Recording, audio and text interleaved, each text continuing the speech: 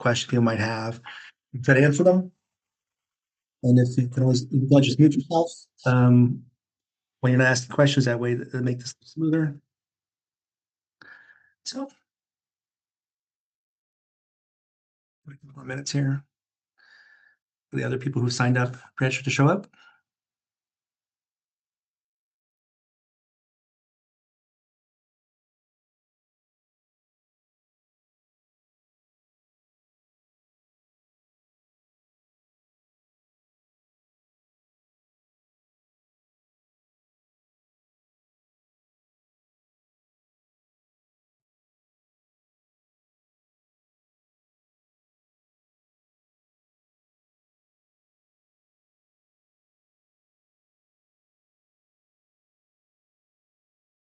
Just get started here because it's someone to be mindful of everybody's time. And Grace, let me know when you're ready to start recording.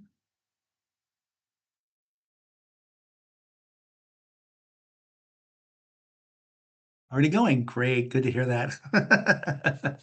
Thank you, Grace. Appreciate it. Again, my name is John Stacy. I am Deputy Director here at GAMA. With me is Brian Borgman, who is our Member Services Director, and for the people here on the call with us. This call is being recorded, as I mentioned. It'll be replayed on our GAMA Resource Hub, which is our platform for recordings, white papers, and other resources. If you're a GAMA member, you will have access to that through your membership login. There was an article in the newsletter this week on last Monday talking about how to access the webinars and the resources.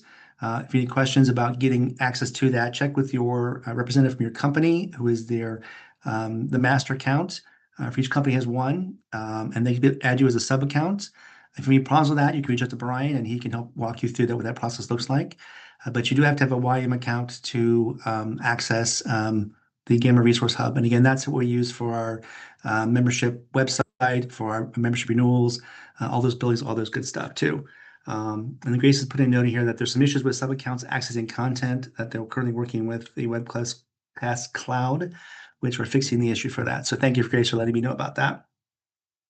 So if you get in there, you can't immediately get in there. That's the reason why. But we'll have a link on next Monday's newsletter for this recording, as well as to the Webcast Clouds. It's a mouthful, isn't it? So GAMA Resource Hub platforms, you can see this and other resources as well. All right, so just like last week, I want to go over a couple quick updates, some news items like that, and then we'll open up for questions and comments. First of all, as hopefully you may have seen in our newsletter we put out yesterday, as well as on social media, there was a vote in the U.S. Senate yesterday afternoon on Senate Joint Resolution 49, sponsored by Senator Ron Wyden from Oregon. One of our member retail stores in Oregon connected us with the senator's office. He's been trying to reach out to the senator, and so they got us connected. And the legislative aide for the senator asked us to write a letter of support and officially support the effort. And what SJR 49 would have done is it would have overturned all the tariffs that Trump's put on since Liberation Day, as he called it, April 2nd, like this the date. All the 10%, the 145%, all those would go away if this had passed the House and the Senate. Of course, Trump threatened to veto it and objected to it and lobbied really hard against it. The measure did fail, unfortunately. It was 49 to 49 in the Senate. Two of the senators did not vote. One was out of the country and one abstained from voting. And so it did not get the majority it needed to pass. And then just put a little more salt in the wound, the majority had another vote which passed 50 to 49 to say they couldn't bring the issue back up. And so that's unfortunate. So there are other bills going through the legislature right now. There's the Trade Review Act 2025 that's going through the House and the Senate.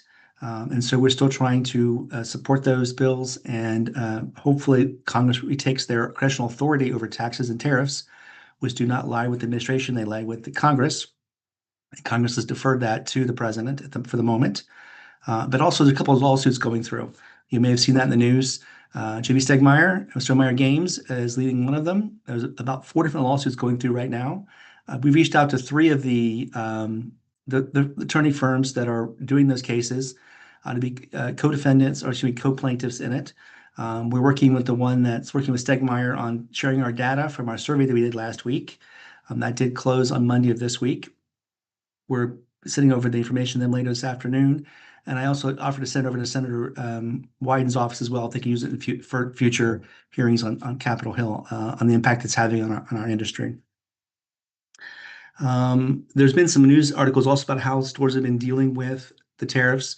You may have seen there was an article earlier this week from Amazon was going to put a line item in the bill, excuse me, a line item in the invoice saying this is due to tariffs, this percentage or whatever.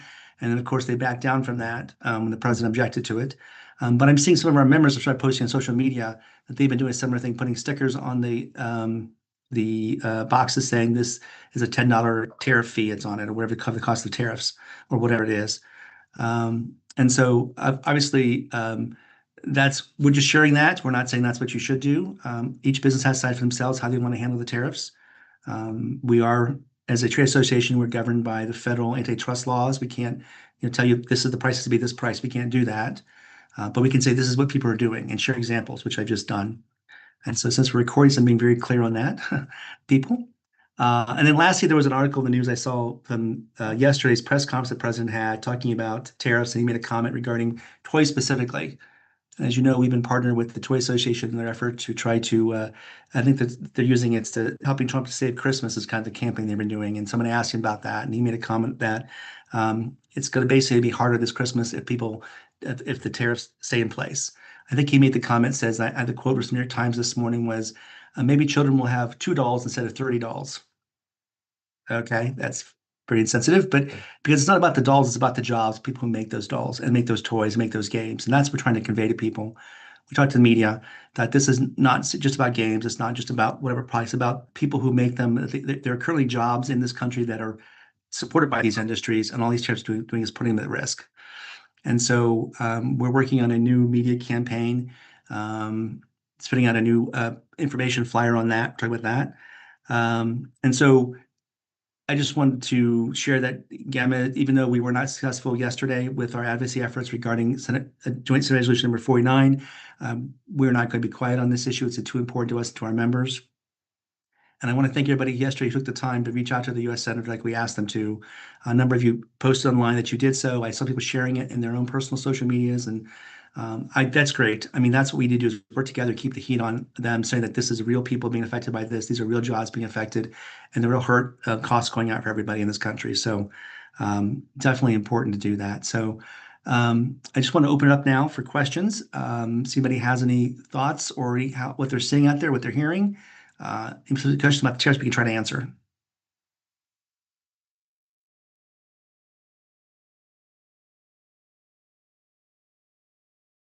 So if you would like to mute yourself, or you can put it in the chat if you prefer to. All right, let's see here. Talking about Arrested Development. Great, good show. And so, all right. All right. And then we've also noted that we got Tony here from Steam Logistics. They did the webinar last Thursday. Have any questions you might have about what's happening logistically wise, or I know we had some good conversation last week regarding what happens when the tariffs finally go about the bottleneck which happened with the shipping containers and getting shipped out of the country. That was a good conversation last week. Does anybody hear anything new that in their news or local communities or how they're dealing with this with their own businesses they want to share? Well, hey, this is Dan Kaplan with the Game Steward. Question. I know that there was some talk that on April 22nd, Trump met with three big, like Walmart, Home Depot, and Target. Target, thank you. And then on the next day, on the 22nd, he sort of softened his position publicly about the tariffs. Is there any additional information or follow-ups from that? I know that, for example, Amazon and Costco haven't mentioned anything about their orders that they put into suppliers in China, while those big three, at least I think it was Walmart, has been noted as not actually updating their request for, let's say, everyday staples, but they did tell their suppliers in China that they wanted more seasonal products. And then they removed the kibosh they had on those seasonal products, which sort of speaks to maybe like fourth quarter Christmas is what I'm imagining at this point. But is there any additional information on that, or any additional information on the softening of his position? Not really. I mean, obviously, he was asked about that during the press conference he had yesterday after the cabinet meeting, and that's where he made the comment joke about the toys prices going up for on dolls. I think because he was seeing some of the online comments regarding that he was waffling or softening, and he has to be strong in his own mind about how he's going to deal with these issues. So I don't take anything he says at face value, right? And so maybe he told them and behind closed doors is one thing, but he seems publicly been very still strong on keeping the tariffs in place as they are. There was some talk about they were working on the bilateral deals, and they mentioned that South Korea and a couple of people will be coming through Japan soon. I think he's trying to get those wins in sooner than later because he's just passed his 100 days this past Tuesday, and he hasn't shown anything really progress on those trade agreements he's been talking about. So he's going to need to win sooner than later. And I think my own personal opinion here is the more entrenched he gets this, the harder it's going to get for people to work with him on stuff. So we'll have to see. But it's a good question. I appreciate you asking. I totally forgot about the meeting they had on Monday in the White House on that. So thank you for sharing that, Dan. There's a question in the chat from Andy Logan. It says about how is tariff amounts calculated? If we have boxes on a container from China, what exact figure in the shipping information do they use to calculate the tariffs? Is it declared value or insured value? And maybe Tony, you might have an answer to that question. Yeah, thank you so much. I'll answer the best I can. I just want to point out that though I am the representative for GAMA through Steam Logistics here, the gentleman who gave the presentation last week, he is our high extreme level to be able to answer those kind of questions. So normally I would take that and have something like that run by him. But from my educated standard is going to be the declared value. However, your declared value and insured value should be similar as just like we would look at it here in any transportation method. Your insured value should be based on your wholesale, meaning manufacturer cost, not what you're selling it at retail price. So those typically need to line up. If you're audited in the future, that could come back and be a gale force wind that you don't want to incur. So I would suggest trying to keep those marks at the same pace. Great. Thanks, Tony. Appreciate that. Any other comments or questions he wants to ask or to share?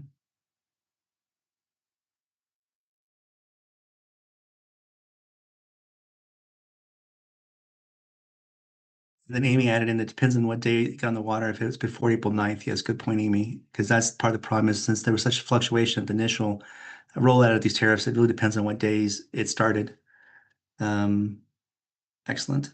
I will say one thing that we are working on.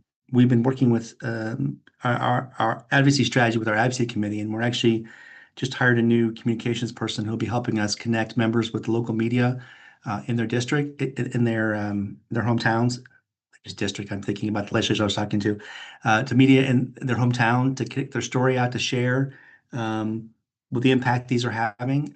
Because if anything, the elected officials look to the local media to see what's happening with their constituents, and as they want to get reelected and they want to be mindful of what the constituents are feeling and what they're mad about and what the concerns are. And obviously, we have to keep the noise.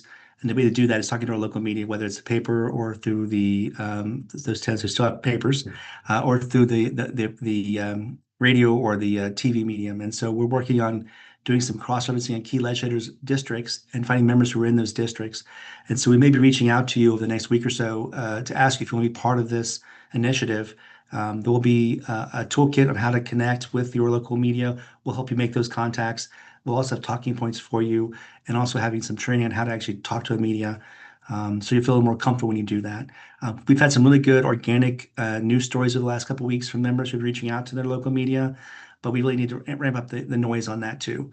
And so that's how we get the attention of these elected officials who are basically ignoring us right now. So once they start hearing pressure from home and from the voters in their districts, they're more likely to be responsive to when we talk to them in DC. And so that should be going out the next week or so. You'll be starting hearing from us as we start targeting districts. It'll be from myself reaching out or our new communication person when he comes on board. So definitely that's a new project we're working on.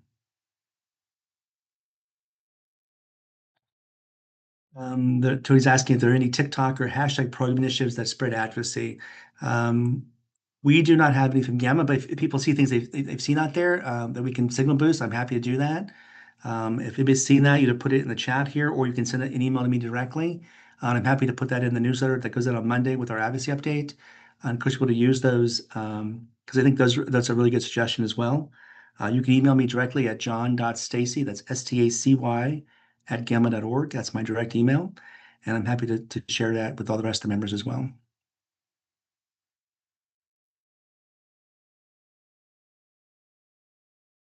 You're all here, so this is a chance to talk. John, do you mind if I ask a question to the community about? Sure, Tom. So one thing that we're seeing in the greater spectrum of logistics and how people are trying to minimize this current situation is people are using nearshoring techniques, meaning that they are placing their products in other countries to outlast the current tariffs. Understanding that, of course, most smaller businesses are not going to be able to do that. I was wondering if anybody who's also selling and warehousing in places like Canada, Australia, Mexico, are utilizing that warehousing space to import their goods right now to wait out the tariffs. Does that change? Because obviously, that's just based on the origin, the country of origin, right? So that doesn't affect the tariffs until they go out away, correct? So what people are doing is they are importing into Canada, in which case they will have to face Canada tariffs because though Canada, for example, does have tariffs, they're just not where we are at in the United States right now. And then they're just storing their product, warehousing it, and waiting for the change in tariffs because when they then bring it into America, and what the hope is that when the tariffs go back down to a normal rate, let's say 10 or 20%, then they just have to declare it at that point because they declare it at the time of the crossing of the border, so they can avoid bringing it into the United States right now versus the cost equivalency of putting it in, say, like a non-trade zone, for example. Gotcha. Okay, that makes sense. Yeah, but the tariff's still based on the country of origin, right? So so even though it's coming from That Canada, is correct. it's considered Chinese product. Got it. Okay, or whatever country it's coming in from. Correct. Okay, got it. All right, cool. Make sure I was understanding how that process you're outlining there. Does anybody have any thoughts or feedback on that? Well, we haven't discussed it, but the only thing I'd note is that tomorrow, May 2nd, the de minimis changes from $800 to zero. So I don't know if we have any international customers here or gets outside warehouse situation, but that means starting tomorrow, right? There's an ad valorem duty of 120% on any shipment, no matter what the value, or a flat fee of $100 for each importation or each package imported starting tomorrow. And then on June 1st, that goes from $100 to a minimum of $200, whichever is more, the $200 or the $120, 120% valorem duty. So basically, any small packages that are crossing the border change tomorrow. This won't affect a lot of us. We're mainly domestic. I know that my friends, like there are a couple GAMA members, I think, that are in Great Britain, for example, that do advertise and ship in the United States. So, for example, they will be directly impacted. And if I understand it correctly, there are no retributions that affect us from this. That the EU did put one in place that starts on May 15th, but that one does not affect board games. So at least at this point, there are no direct retributions on this new thing that goes in tomorrow on small imports into the country. So just making sure everyone's aware. And then Dan, I appreciate you sharing that. Andy asked in the chat, is that $100 per shipment or per item in that shipment? On the new enforcement that starts tomorrow, Yes. it's on the value of the shipment, and it's per shipment. So if I don't know, I know, like, for example, with FedEx International, you can double label, where you have a series of labels that go together. That's a question I cannot answer. But beyond that, for each label, you should assume that there's going to be a $100 flat fee starting tomorrow. And it actually starts at midnight tomorrow. So basically in a few Right. hours. The other part of it is that, like, as you stated, John, it's the country of origin that makes a difference. A lot of the press has been reporting that it's imports from shipments from Hong Kong or China, which is a little bit misleading. So if you produced something in India and you are a group in Hong Kong and you import the United States, that's not affected. It doesn't matter what country it comes from. It's, as you stated, country of origin being China, no matter where it's shipped from. So, for example, about 100% of all board games are country of origin China. Zatu games, for example, if they try and sell more in the United States as of tomorrow, every individual customer order will be affected by that either flat fee or the 120% shipment value, whichever one's higher. And again, if you do multiple labels, you assume it per label. And just to recap, I don't know what it means if you do the series of labels like you can through FedEx. I would imagine you should probably call your FedEx or your shipper right now and find out. Right. Good idea. Thank you.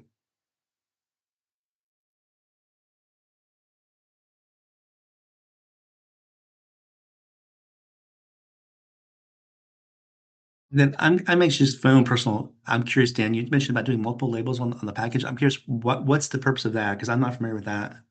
Oh, well, all right. So I'm a specialty board game store, so I sell sort of high end items, and they won't necessarily fit in one 50-pound box. I Oh, can have a single SKU that may require 2 or 3 boxes, and when that happens, you get what's called a, forgive me, I don't know the proper term, uh, basically a series of labels that are all numerically connected. gotcha. And I guess the question for that would be, does that count as one package, or does it count as multiple packages? And if you have customers, the best thing you can do at this point probably would be to bundle things together. Although I would imagine for most board game sales, this is going to kill it if they're trying to import into the United States. Right. Yeah, especially that extra $100 on to the consumers, definitely.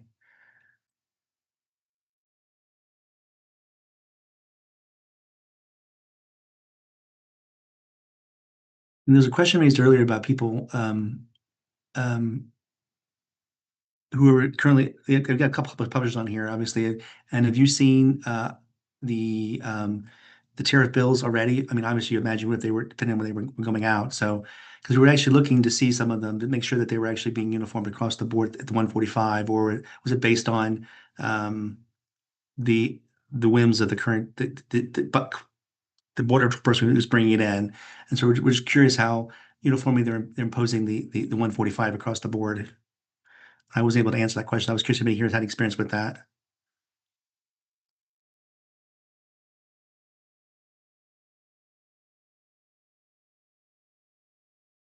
As I mentioned, I have not. One thing I will mention, though, that you guys haven't brought up yet, which is in addition to calling my local congressmen and senators, I also reached out to the congressman for where I keep my warehouses because I have business and employees there. So for anybody who's looking at that, I would suggest, especially if you live in a Republican district, uh, wherever your home is, if it's a different representative for your warehouse or your store, then you should call there too and let them know that you're being impacted. It's possible that you could, not be a constituent necessarily, but a business member that Mhm. contributes to their district, and that lets them know about the impact. And that way we can sort of multiply our efforts. Yep, that's a great point. I did that yesterday when I called my congressman. I live in a different district than where the GAMA office is located. They're 10 miles apart, but they're different congressional districts. So I made a point to, because they're different counties. So I made a point to call both of them just to put a bug in their ear. So that's a very good point. Cool.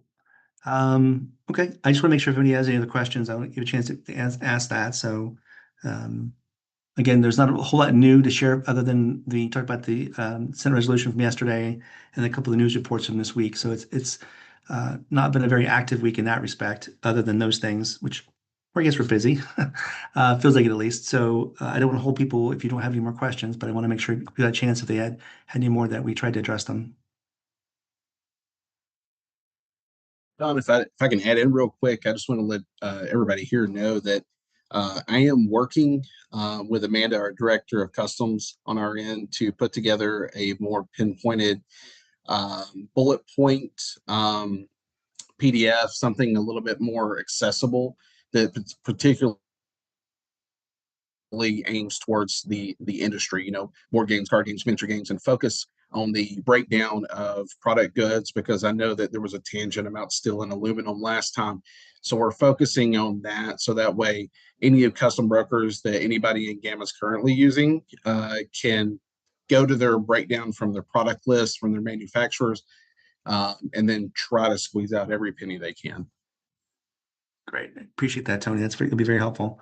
And once you get that sent to me, and I'll make sure we get it distributed out to the membership. Okay. Um, so I want to thank everybody again for coming this afternoon. Again, we'll be doing this again next week. Hopefully we'll have some more news to share with you. And again, there'll be a newsletter going out on Monday, our weekly member this week at GAMA, which will have more information on tariffs. If you're not receiving that, make sure you send me an email. I'll add you to our mailing list and we'll get you added onto that. So if there's nothing else, then I thank you all for coming this afternoon and we'll talk soon. All right, take care now.